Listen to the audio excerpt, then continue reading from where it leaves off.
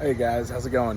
Okay, so I've been watching Greg Blanchard and a lot of those guys, and they've been, I've noticed their steering for their stern-mounted trolling motors is a little more efficient than what I'm doing. Currently, I've got the Tim Percy hand steering.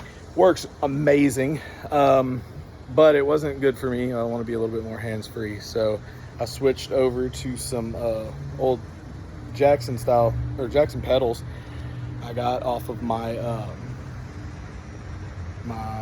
big rig. So thought this was going to be good because I'm running an NK300. What I wasn't prepared for is the inability to use these when the torque kicks up. So low speeds, I wasn't having a lot of trouble, but when the torque came up, I was. So if you look at Greg Blanchard and all those guys running natives, they're all running or they're not all, but some of them are testing out the idea of running the aluminum V-slot rails, and it seems to be working really good. So I wanted to dig into that for my Hobie PA 14, and I figured this was a good time to do it. It's a little hot here in Houston, but you know, you're used to it. So what I did, I took the extruded aluminum V-slot. I can link that below. I got that off of another video. I'll link his video below. This is actually 2 or 3 other videos that I was watching that I put together to make my version of this, which is technically their version, just mine's on a Hobie. So what I have is I have the extruded aluminum, another Amazon purchase. Then you get the gantry plate with the bearings and everything. Then you take the motorcycle peg. So like gantry plates like less than 15 bucks. Motorcycle pegs are $13, I think. And the extruded aluminum plates are somewhere around $17. So try to set this up a little bit better here. Let's see. All right. So basically take your 1/4-20 screw bolt, 1/4-20 bolt. You're going to take a nylon spacer. I can get the sizes for those as well and put them in there. I just wanted to get this out there to y'all. And a stainless fender washer, as well as a 1/4-20 nylon inserted stop nut. So you're going to take this, and I'll put the measurements that I used right here. So you're gonna drill your 1/4-inch hole, which, what did I use? 9/32 or something? Yeah, 9/32 bit. Gives me a little bit of wiggle room. So you're gonna put that in there. You go over, do another one there. Those are going to be, let's see. Those holes are going to be roughly, let's say 14 inches. Roughly 14 inches on a standard length rail, which is also going to run 16 inches. Okay. All right, so let me move y'all right here, right? Okay, so take the extruded aluminum. You're going to do your holes at about 14 inches apart, or it's roughly an inch from the end, 3/4 of an inch from the end. You're going to run it through with the 9/32. Then you're going to take your step bit, wallow it out around the deal so that the head of your 1/4-20 will fit through there. And then whenever you get that, you're going to put your 1/4-20 through. Back side of that is going to be a spacer. So it's going to sit something like that, going through your kayak. You're going to go with a 1/4 fender washer and a 1/4-20 nylon insert stop nut. Okay, so when you go through there, you're going to put all that through. Then you're going to take your gantry plate, you're going to put your motorcycle peg up against the gantry plate. You're going to take the top hole. It's going to require you to put a little stainless washer on there. And you're going to run this through, tighten it up really good. Because of where that is, you don't have to do any modifications because it's above the rollers.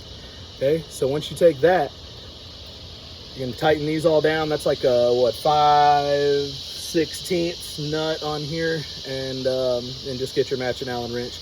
Tighten those all down because they will go everywhere and you'll have quite the problem. All right, so take all that, and then you're gonna slide that onto your rail. Once it's on your rail, you're gonna be able to do your adjustments, but ultimately you have a very nice functioning almost no give in that compared to the plastic foot pegs I was using. And that's just going to run through right there into your nylon washer. That's going to be your deal with your gantry plate. It's going to run up there, back into your nylon washer.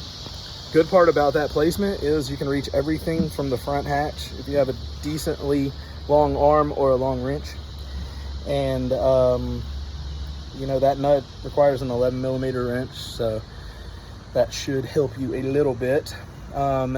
In addition to that, you can go to Garrett Wade's video and see how I did my steering cables. So that was an easy project too, and he walks you right through that, but I'll show you here as well. All right, so pardon my mess, but if you watch Garrett Wade's video, he takes, I believe he calls it irrigation tubing, about a 1/4 inch, I would say, goes into the factory holes on the Hobie that are already holding the foam in the backing.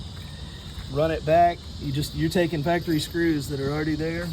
He uses the screws down here as well, so you're not actually punching many holes at all. I've got a hole right down here that I punched through. I put a zip tie on there, glued it just to hold that in place while I was working. You're going to come out and you're going to come through your back hatch here. Reach it through, come down here. I used a brass ferrule that you use for, you know, let's see, what would you use that for? Maybe refrigerator water line or something? I don't know, but yeah, it's just a brass ferrule. You can get it at a big box store. Run that through. I'm using stainless cable. You can use spectral line. And you're just gonna come up and hook it there. And then that's gonna come back up here. I don't have it hooked up yet, but when you take this, if you look here at your gantry plate, there's a pre-done hole there for you. So bring that back and put that there, crimp it down, call it done. When I say I Frankensteined a bunch of YouTube videos together and modified it to fit my Hobie. So credit goes to those guys. This is just my brainstorm on how to do it. I'm sure it'll continue to get better, but what are you doing? Are you a helper today? I'm sure it'll continue to get better, but this is the first rendition I've got, and yeah, so far I'm super happy. So y'all check it out. So here's the last part, very optional that some of the guys were doing, but you know, you take your 1/4 20 and it'll fit right in your slot there. Take that, take you a nylon barrel spacer, and then take you the acorn nut. It's gonna go right down on top. Tighten that up. And then that is gonna create a stop for your gantry plate so that it's not gonna come all the way off the tracks. If for some reason, you know, you thought it might. I don't know that it ever would, but just creates a little buffer there. What that stop looks like from the back side. So it's just tightened down, it fits into there. Yeah, just keeps it from coming off. Not that it ever will, I don't see how it would, but if you were to hit it here or something, you don't have to worry about putting it back on the track. And then the other side, you know, it's just gonna hit up against the rod markers if it were to go that far, but you're gonna be connected, so it's not. So, all right, and some of the guys are using flip-up pedals here that, you know, could work and go past here, but I wasn't sure if it was going to hit that, and I didn't want this getting too far out here, so that's just what I went with. So hopefully you guys can adapt this to however you want. Okay, last thing I forgot here, you're going to take these 3 pieces. It's another 1/4 20 acorn nut and a wire tie down guide. Because of the way this is shaped, it's gonna fit right in that V slot. Come on, there you go. It's gonna fit right in that V slot. So I've already got one in there, but it's gonna slide in like that.